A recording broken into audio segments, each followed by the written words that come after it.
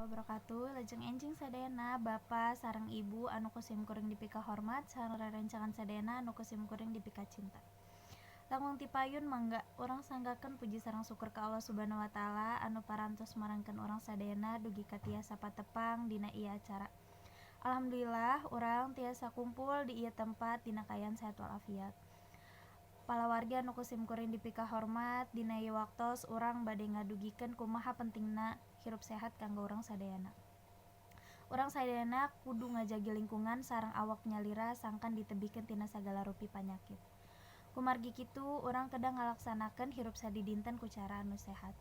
Maresihan salira tanapi ibak, maresihan kuku, nyikat tuos anu rutin eta conto anu disebut hirup sehat.